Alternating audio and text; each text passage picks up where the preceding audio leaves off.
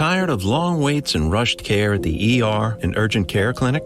Next time, stay home and let Dispatch Health bring the power of the hospital to you. I call Dispatch Health. A care team of medical professionals actually come to your house. They're the same caliber of people that you would see if you were at a hospital or an urgent care. Dispatch Health can treat most non-life-threatening emergencies. They can do the x-rays, they can do stitches, urinary tract infections, blood test, urinalysis, ultrasound. It's almost everything that they can do at the ER. You never feel rushed. They're there for you and only you. I felt like their only patient. And it costs no more than a trip to urgent care because Dispatch Health is covered by most insurance, including Medicare.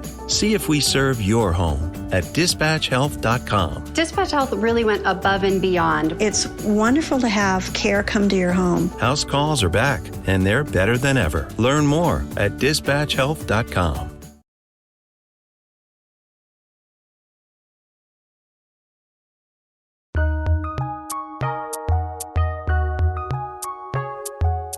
Welcome to the Fantasy NBA Today podcast.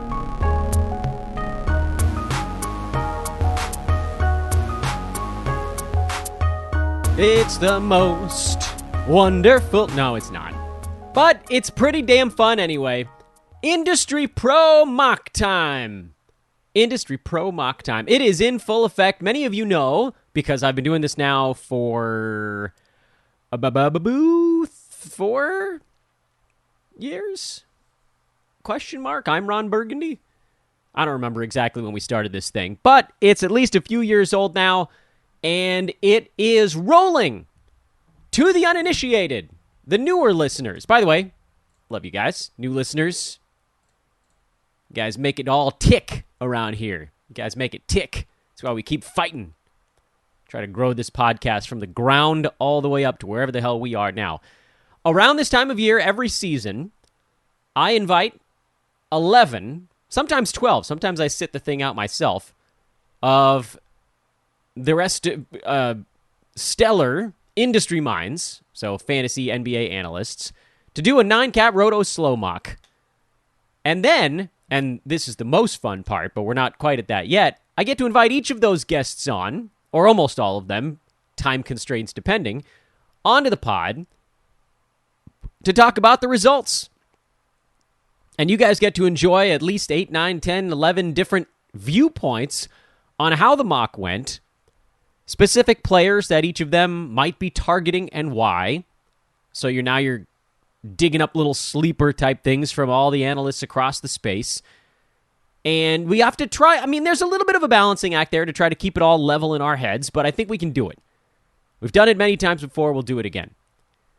Welcome to the show, everybody. This is Fantasy NBA Today, a Sports Ethos presentation. I'm Dan Bespris, at Dan Bespris on Twitter. Want to make a big deal about that at the front end of shows right now because, again, there are new listeners among you, and old listeners know I do way too much fantasy basketball stuff on social media. I answer questions, we do nightly recaps, we do things we're watching for, pickups, drops, buy lows, sell highs, all that stuff that you can do it on a podcast, but we release this show once a day.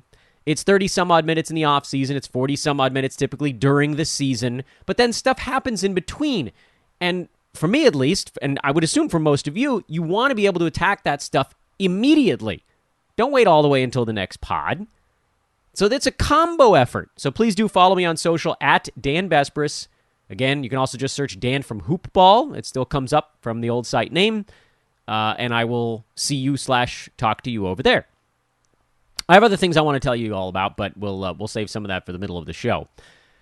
2 things to go over on today's podcast. I want to talk a little bit about the industry mock results so far. It started yesterday at 1 p.m. Pacific time. Again, it's a slow mock, so we're actually just finishing up the 4th round. A little under a day's worth. Actually, moving along okay, all things considered. When you talk about folks, we've got lots of different time zones covered on this thing. And, if maybe we could do the first and second round on today's show. I also want to talk a little bit about sophomores in the NBA, because many of you have asked that. I feel like every time I do a mailbag, there's a question of, hey, what rookie is going to take a big step forward in year 2? And I keep saying Just wait. We're going to do this a little closer to the season. Well, I think we're going to do a little bit of that today as well. But I want to start with the mock results, and we're not going to do a ton of breakdown on it on today's show. We'll leave that to when we're actually talking to the analysts that drafted them. And also, by the way, shout out to the analysts that I couldn't fit into this mock draft. There are far more great minds out there than I was able to fit into one mock. This is a cross-section from a bunch of different sites, trying to mix and match as best we can. But again, there are others, so don't let this be a slight on anyone that wasn't in this mock. Everybody, you guys are all great, but there was only so many spots. I wonder if next year maybe I go up to 14 teams and just shorten it to like a 10-round mock. I think this one's going 12. I didn't want it to go all that far. 3 days of hard work, hard labor in the mock room is plenty. No surprise, and I'm not even going to list the team names here. Nikola Jokic went first. We'll dive right on in. Luka went second, but I want to, again, remind everybody, grain of salt on that one. The great Dr. A had second pick in this mock, and you know he's going Luka anytime he's available. He might have even gone Luka at 1 over Jokic, but he's definitely going Luka over everybody else at 2. Giannis went 3. Not surprisingly, he does tend to go pretty early. I get the feeling that because he's so good at so many things, and people are willing to overlook the fact that he's so bad at one. Even in Roto, if you perfectly pull off the one category punt, you can do it. I'm not big into Giannis this early in Roto because of that one massive hole in his game.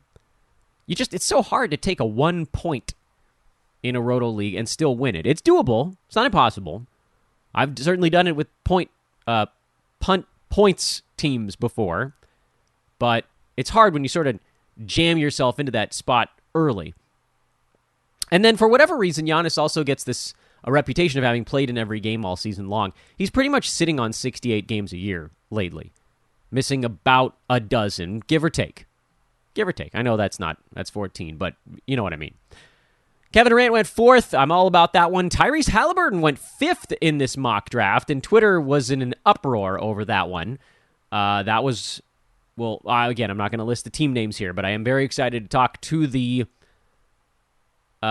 team that picked him, whether it's on the pod or even on Twitter or off to the side, and get an explanation. You know, we love Halliburton.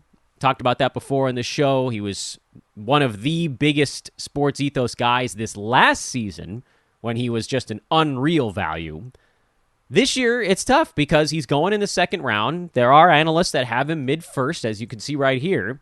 But the question is, when do you make that plunge? He has a very roto-friendly game. He's like a Chris Paul light from that point in his career. High assists, high steals, great percentages in both. We just need him to take more shots. Would love the Pacers to clear out Hield and or Miles Turner. That would certainly help the cause. Steph Curry went 6th. Joel Embiid fell all the way to 7th. I can tell you who picked him there. That was me. Because, I don't have to talk to anybody else to get you an explanation on that one. Damian Lillard went 8, pretty early for Dame. Jason Tatum fell to 9. LaMelo Ball at 10. James Harden at 11. And Trey Young fell all the way to 12. Which isn't all that surprising, given, again, Yahoo's internal engine has Trey at 20. His pre-rank is in, obviously, the early first round. That hasn't shifted all that much. It's still number 4 by pre-rank. But you can see there's a slippage there with Trey by ADP. He's down at 6.2. He's a 10th of a point away from falling behind Steph, which would put him in the 7th overall pick slot. And so despite the fact that his pre-rank is 4, he's trending the wrong way. Kind of an interesting, weird little player going against the Yahoo X-Rank board. Which is fine by me, because even with some erosion on Trey, you'll still see him probably mid-second round per game, and dude just doesn't miss ball games. So getting him on the turn here, I think, is still a really good value. Remember, by totals last year, he was up around number 4. Like 9, 10, 11 range per game, but then more durable than most of the guys in the first round. I don't like taking a mid-first round anymore. I think there's just too much of a gap there between where you draft and where the per-game output typically ends up with someone who brings in that sort of extra high-usage dude next to him. Cat went 13. This is a hell of a pair to get at 12 and 13. Trey Young and Karl Anthony Towns. You've shored up pretty much every category on your board at that point. Maybe could use a little more help in blocks. Whatever. Hell of a start, though. Devin Booker went 14th, a little earlier than he's typically going. But again, there is this sort of, if you don't take Booker there, you're choosing between probably four guys where you're guessing, do they play anywhere from 55 to 71 games? It almost definitely doesn't go higher than that. And those names are Kyrie Irving, Anthony Davis, Freddie VanVleet went way earlier than he's been going in other drafts, and LeBron James. Oh, and Kawhi Leonard. Sorry, we'll call it 5 players. Meanwhile, Kyrie is up back on his soapbox again, doing weird stuff. It's fluctuates between upsetting and odd, depending on what day you're talking about. He becomes harder and harder to draft every time he says something crazy, or lightly crazy, or completely bat bleep insane. There's a sliding scale with Kyrie, where if it's only lightly crazy, you're like, all right, that's not going to impact ADP, but then he's going to elevate a conspiracy theorist, and people are probably going to actually sour on him a little bit because they're like, look, if that's what this dude is doing, look, here's what I'm saying on this pod. I know someone out there is just like, rah, rah, rah, rah, rabble, rabble. What I'm saying is, if this dude is still completely unfocused on basketball, then you might be staring down the barrel of another very odd season. Tired of long waits and rushed care at the ER and urgent care clinic? Next time, stay home and let Dispatch Health bring the power of the hospital to you. I call Dispatch Health. A care team of medical professionals actually come to your house. They're the same caliber of people that you would see if you were at a hospital or an urgent care. Dispatch Health can treat most non-life-threatening emergencies. They can do the x-rays, they can do stitches. Urinary tract infections, blood test, urinalysis, ultrasound. It's almost everything that they can do at the ER. You never feel rushed. They're there for you and only you. I felt like their only patient. And it costs no more than a trip to urgent care because Dispatch Health is covered by most insurance, including Medicare. See if we serve your home at dispatchhealth.com. Dispatch Health really went above and beyond. It's wonderful to have care come to your home. House calls are back, and they're better than ever. Learn more at dispatchhealth.com. You know where I stand on a lot of these issues. I'm not going to go and start preaching on the show. I don't care where you stand. I hope you don't really care where I stand right now. I don't have time for that nonsense. This is a fantasy basketball pod. But his stuff, whatever you want to call it with Kyrie, does impact his ability to play basketball games. That's just a fact. Dude played in less than 30 games last year because of his stuff. He missed 20-something games the year before because of stuff. Disappeared for weeks. Was seen attending his sister's birthday party or something. And there was a long stretch in there where we collectively, the media, me, you, all of us, we generally were kind of defending it. Like, oh, well, he's just he's working on priorities. And then it just kept going. And it almost feels sometimes like he's just trying to see how far he can push it while still bouncing back. That's a dangerous guy to have on a fantasy team. If you asked me a month ago, I would have said I'm all about it. Now I'm a little bit worried. It just seems like he's slipping back to the same old crap now that all this, the net stuff was good vibes there for about a week before Kyrie was like, nah, stomp on that. Anyway, he went next, for whatever that's worth. Massive per-game upside play. But man, the Tweety birds are flying around. Anthony Davis went after that. Freddie VanVleet. This is earlier than you have to go Freddie, and there are plenty of other names on the board here that you could go. You guys know I like Freddie VanVleet, too. I just, ADP is in the 30s for him, or hovering around 30. There was a chance he might have made it back in the next round. I got LeBron, middle of the second round. I'm perfectly happy with that. I think, Lakers, he knows that his career he's still unbelievable, but it is starting to very slowly trend in the wrong direction. He's starting to get a little older. Is there game erosion? I don't know. We haven't really seen much of it yet. Defensively, there has been. But for the Lakers right now, at least, they still need him to do a lot of the stuff on offense. A lot of the guys the Lakers brought in were more about defending, because that was such a huge issue last year. Defense and three-point shooting, they did at least try to address one of those things. Figured now maybe they can kind of grind it out. Lakers do have some guys that can go get a bucket in a tight ball game. They just don't want it to get to be crazy. Can't fall behind by 22 every ball game by just not defending anyone. It was a free pass to the rim, and when AD was out, then there was really no protection back there. I do think that a lot of what happens with the Lakers this year is going to come down to the general feel around the team. They get off to an okay start. LeBron and AD are generally healthy at the beginning of the year. That augurs better for both of them the rest of the way. The beginning matters. I think I would even consider LeBron as early as around the turn based on what he can do on a per-game basis these days. So pretty happy to get him here mid-second round. Kawhi Leonard right after LeBron. He's going to go earlier in roto leagues than he is in head-to-head, something to keep in mind. Anthony Edwards, middle of the second round. He's a guy that's been very steadily on the rise in every format, so keep an eye on that. Shai Gilgeous-Alexander, middle-late second round at this point. Punting again, or not punting, excuse me, shutdown stuff a little bit less of a factor in roto with the games cap. DeJounte Murray, late second round. That's probably where he belongs. John Morant, late second round. Dr. A going Team Fun once again. Probably a little early for me. You guys knew that was the other name I had mentioned because of Luka, so I figured I didn't need to hide it on the way back either. And then Paul George finishing up the second round. Not a massive surprise there. We'll go into some of the other picks as we kind of weave our way through the week. We'll also start to talk to some of these amazing analysts. Most likely, what the hell is today? Tuesday? Maybe we can get that going towards the end of this week. Friday, we'll also do another mock and kind of speed demon our way through it. The way we have a couple. But for right now, I do want to pivot over and start to talk a little bit about second-year players. So many questions have come in about second-year players. Oh, and by the way, speaking of players, Ethos Listener Leagues remain open. Bug me on Twitter at Dan Vespers or email roster at sportsethos.com if you want to play in one of our ultra-fun leagues among, frankly, some of the most competitive fantasy basketballers you will come across. These are very real leagues. If you want to kind of ramp up, we got some free ones as well.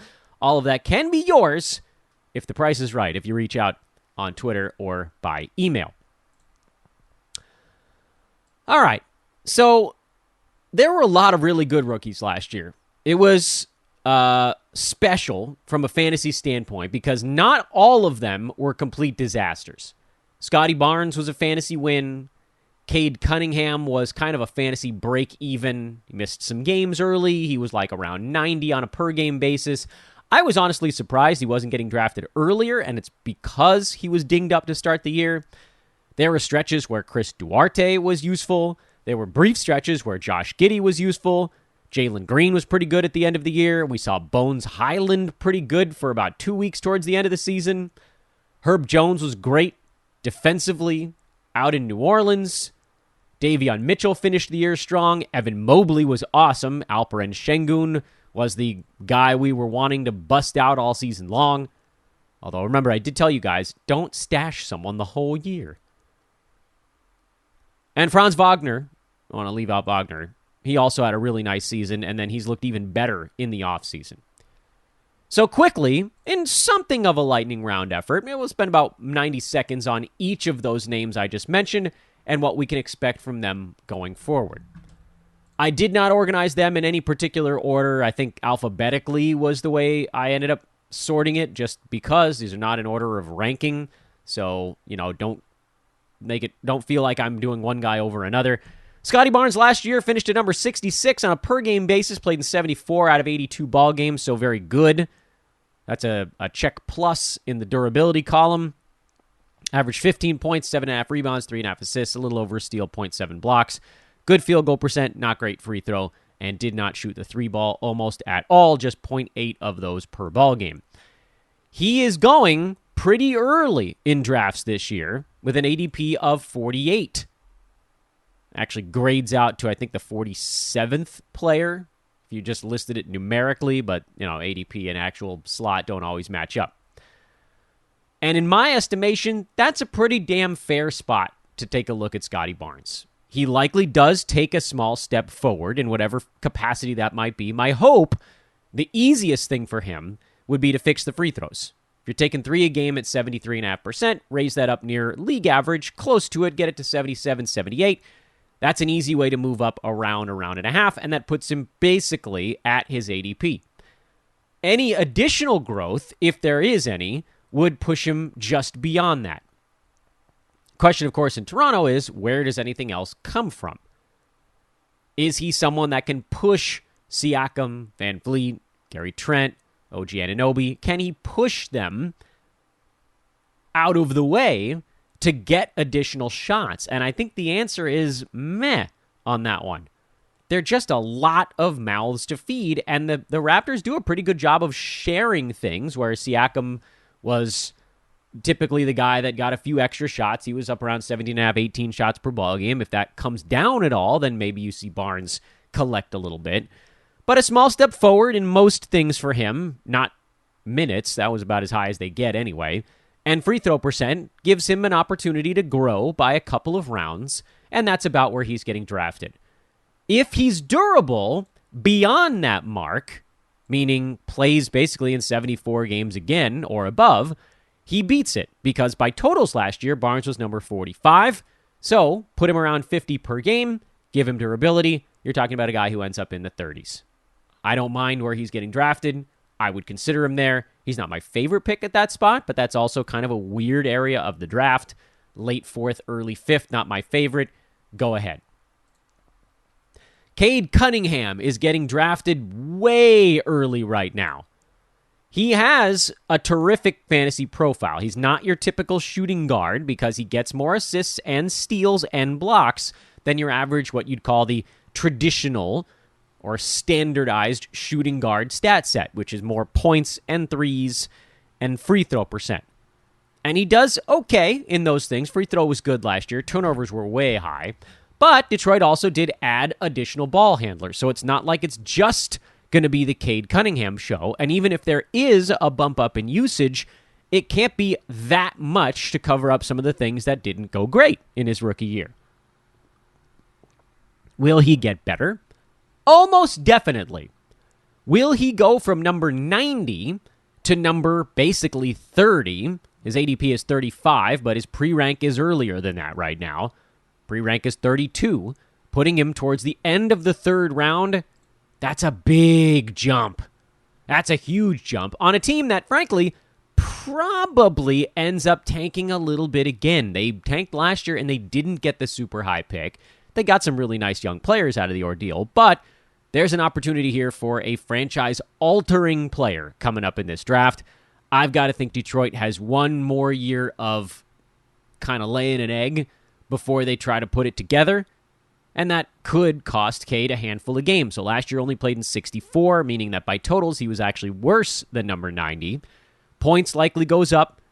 Rebounds probably stay steady. Assists probably stay about steady. Maybe go up a tiniest bit. Threes should go up a tiniest bit. Field goal percent is one that we'll keep an eye on. Turnovers are going to stay relatively high. I could see a 2 or 3 round jump for Cade pretty easily, which puts him more in the 50-60 range. 40 if everything went great. But 30s is too early for me. Chris Duarte is an interesting one because he went into and out of having value for stretches last year. And oddly, he does have, even maybe more than Cade, more of that shooting guard build where it was points, it was some threes. He did get a steal per game, so maybe a little bit better there. Free throw was fine. Field goal percent was meh. Turnovers weren't too high. But he didn't get many assists. He didn't do a whole lot of rebounding. His path to value comes if Indy clears the road. Right now, he's not a guy I'm drafting because he's buried behind Buddy Hield and other nonsense. He'll play because they like him, but there's just still guys that are in front of him in the pecking order. Duarte needs a big usage leap to get to that next rung. It is possible. A trade could clear it out. That would be a really big deal for him. And maybe that's a reason, if you're drafting now, you do take him in the last round and say, all right, well, I'll just squat on this guy until the day before opening night. And if Indy still has someone blocking his path, fine, I move on. If I don't, well, he has an opportunity to jump up into that top 100 range. But ceiling's a little bit capped because, again, not a ton of defensive stats, not a ton of assists or rebounds.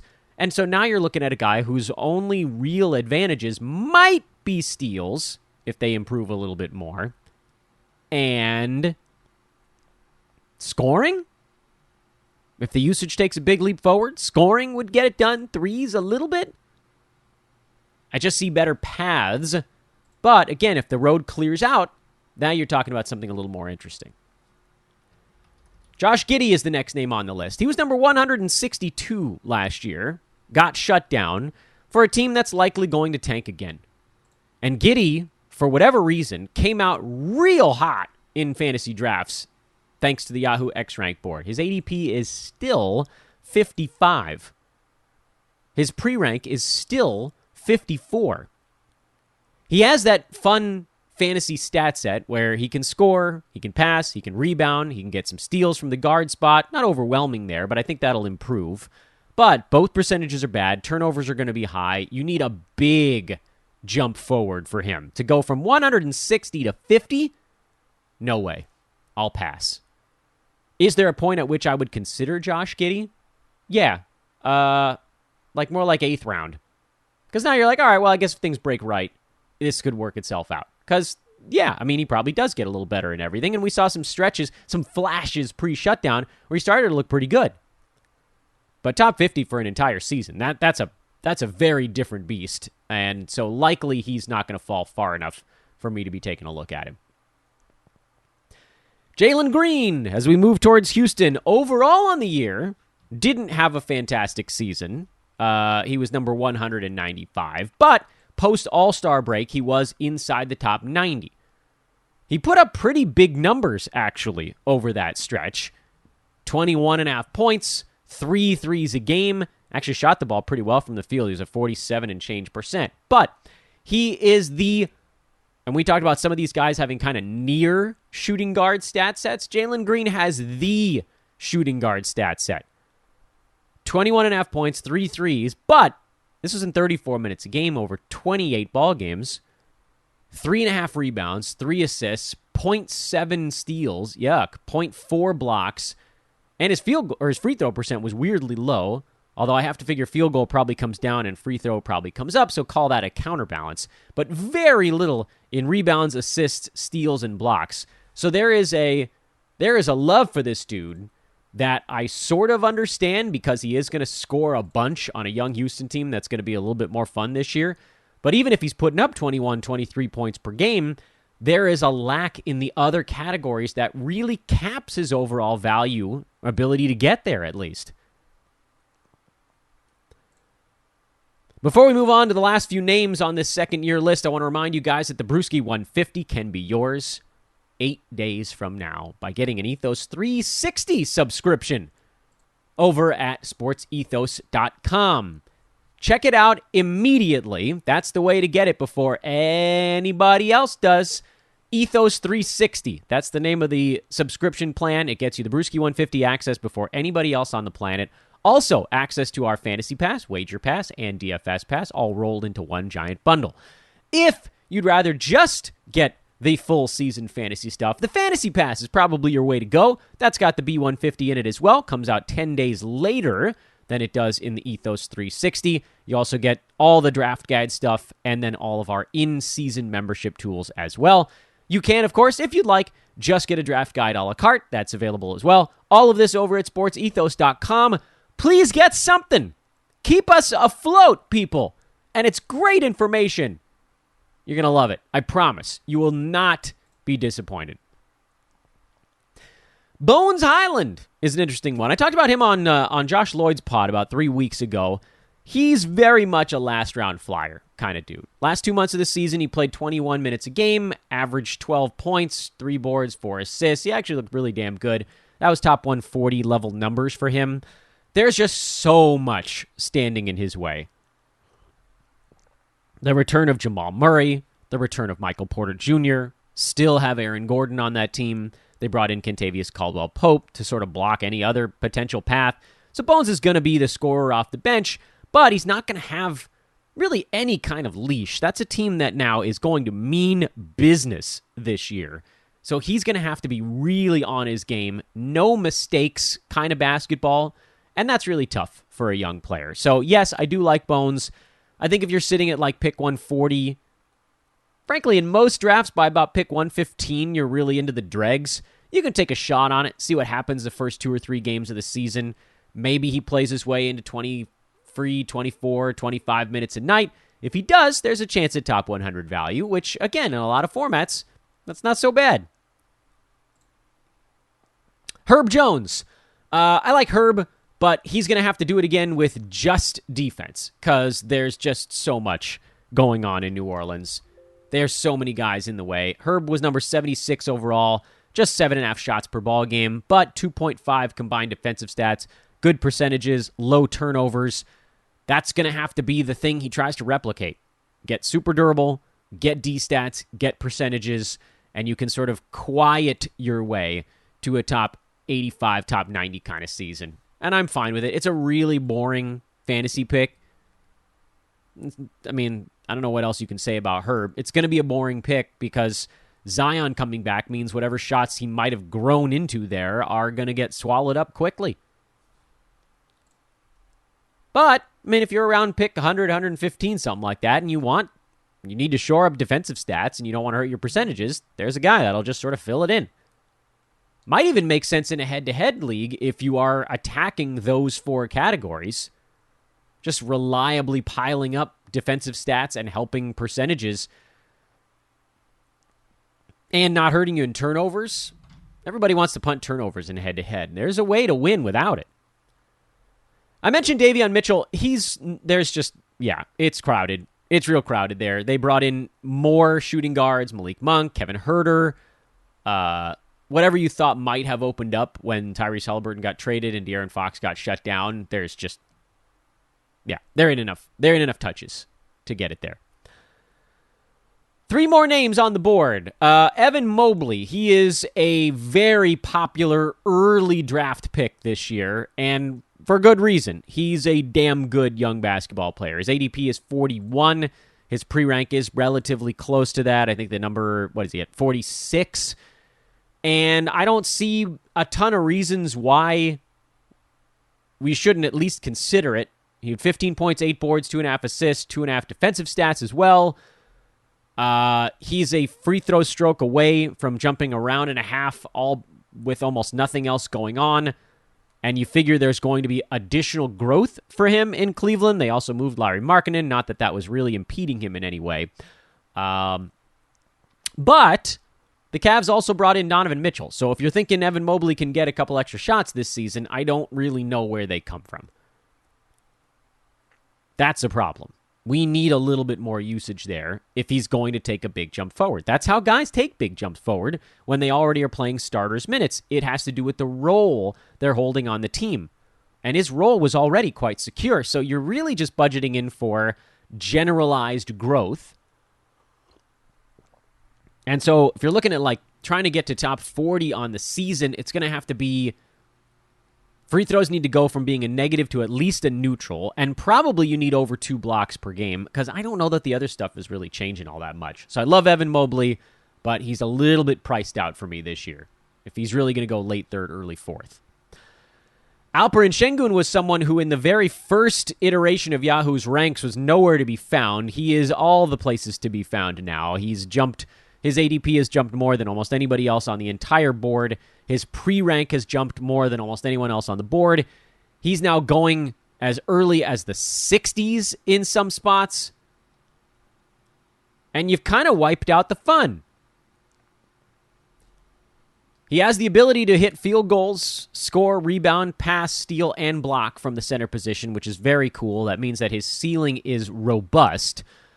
But we have to remember, part of what we're working with here is a young player looking to grow.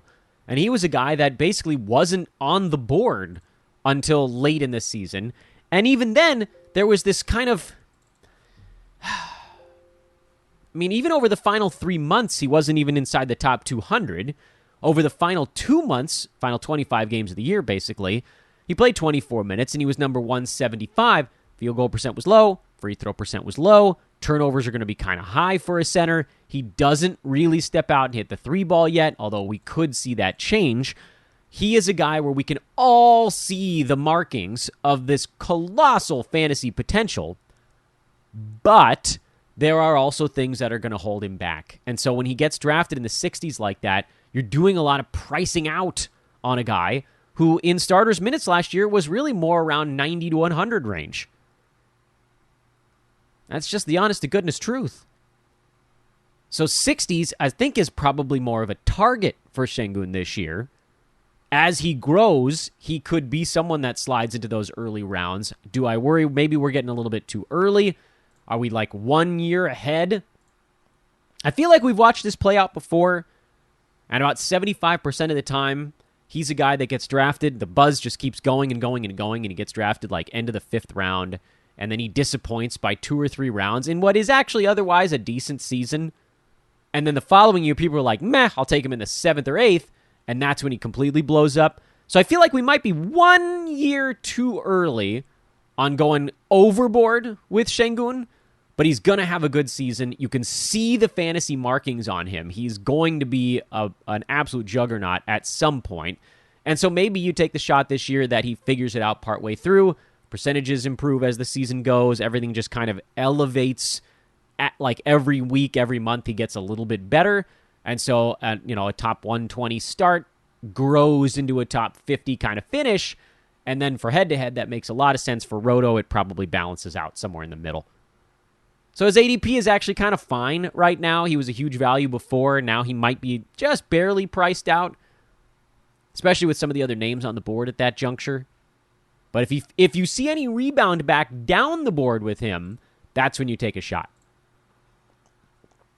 And finally, the last name on our alphabetized board, Franz Wagner, who was very good last year, but was not yet a true stud. He sat right on the edge of the top 100.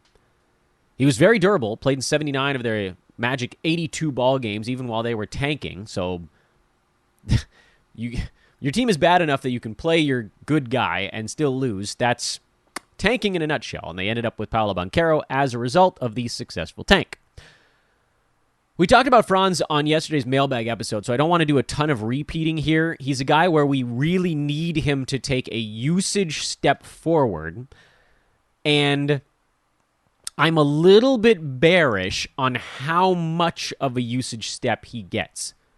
I think there will be some, because he's just better than some of the other guys on the team, but you're also contending with a team that's now going to be working Markelle Fultz back in. Jalen Suggs was actually the earlier draft pick last season, remember? So he's still floating around. Cole Anthony's still floating around. Paolo Banchero, who we just mentioned a second ago, just drafted, is more than floating around. They're going to be trying to shoehorn him into pretty much everything they do. I don't know what's going on in the front court, but likely to be adding Jonathan Isaac back to whatever was going on there. I mean, I don't think that's going to make a big usage difference, but you're trying to balance this on a young team that's growing, that's going to be trying to win some more ball games this year. You're trying to balance who gets all of the shots. And what I don't know is if Wagner's going to step on that court and say, look, I'm the man. I need 16 shots a ball game. If he does, then you're looking at a guy that could jump 30, 40 fantasy slots.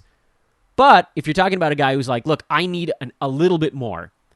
Find a way to get me the ball a little bit more because I'm better offensively than these other dudes. And his 12.3 shots per game goes to 13.8 or something like that.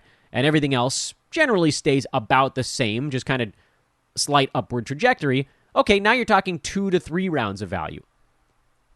So again, slightly positive overall on Wagner, but he's coming off of this wild Eurobasket mega performance, and so the hype is getting crazy. His ADP is still 95, so there's still room if that's where he continues to go. But Yahoo X ranked him all the way up to 79, which is starting to wipe out some of the value. So for Wagner, would I take him in the 70s? The answer is probably not. Would I take him in the 90s? I definitely would. And you're like, Dan, that's really, you're splitting hairs a little bit at this point. Isn't that close enough where you could just make the call? Well, when you look at some of the other names going around Wagner in the 70s, you still have some things, you still have some names on the board where you're looking at like, look, I think this guy could go top 50, top 60. So you err that direction. Now, if he slips into the 80s, and those guys that you were looking at where you're like, all right, this guy, this dude here, I think could get top 60, top 50, top 65. If those guys start to evaporate in the mid-80s, your hyper-competitive league, okay, yeah, you go do about a round reach if you have to. But there's a lot of names if you're just looking at Yahoo's X-ranked board, there's a lot of names between 75 and 100 right now that have that 50, 60 per game potential. Wagner's one of them, mind you. I just think probability-wise, you get a slightly better, a little more of an inside track on it with some of those other names, like a Jamal Murray. Obviously, when he plays, he's better per game. Now, there's a durability thing there, so maybe you want the guy who's playing extra ball games. I get it. Okay, that's a reasonable argument. Is Marcus Smart going to be someone who goes 65 range? Probably not. Devin Vassell's floating around in there. Brandon Clark, Gary Trent Jr., Kyle Lowry. That's a tough one because he's not particularly exciting. Horford slipped into the 100s. So I get it. And I'm not going to really try to talk you out of it on him because there is a little bit of upside there. But we need to see that and that aggression to go get the extra shots every game. And that's the kind of thing you can take a chance on in the 8th round. That's really hard for me to tell you to take a chance on like late 6th. Because there's still guys out there in the 6th round that just have that job that we're hoping that Wagner moves into. Does that make sense? Those guys evaporate by the 7th and 8th rounds that are still there in the 6th almost every time. I know it was hard to kind of get lost in all of that, so very quickly here, all the names we mentioned. Scotty Barnes, pretty good ADP. Cade, going too early. Duarte, last round flyer in case of a trade. Josh Giddy, going too early. Jalen Green, he's been going earlier and earlier the whole way through. I liked his like near 100 ADP, but I think it's sooner than that now, so probably going a little bit too early. Bones, end of draft flyer. Herb Jones, accurate ADP. Evan Mobley, tiny bit too early for me. Şengün, also just a little bit too early, but not too far off. And Franz Wagner, I don't know. I kind of want to see where the hell he's actually going right now. I'm not sure I believe any of the numbers we're looking at. A little bit too early. Overall, probably more too earlys than too lates, but they are mixed in there, and there are a few guys that should take a nice step forward. And there you go. Got your question answered. You asked it so many times I had to do it eventually. Don't get excited. I'm not doing a damn rookie show. I won't do it. I might do it. But I probably won't. But I might. I am at Dan Besbris on Twitter. You know damn well I will see you over there at DanBesbris. This is Fantasy NBA Today, a Sports Ethos presentation. For goodness sake, go get a draft guide or an Ethos 360. And you can mug me about it. You got questions? Hit me up about that too. All right, on to tomorrow. We'll talk to you then.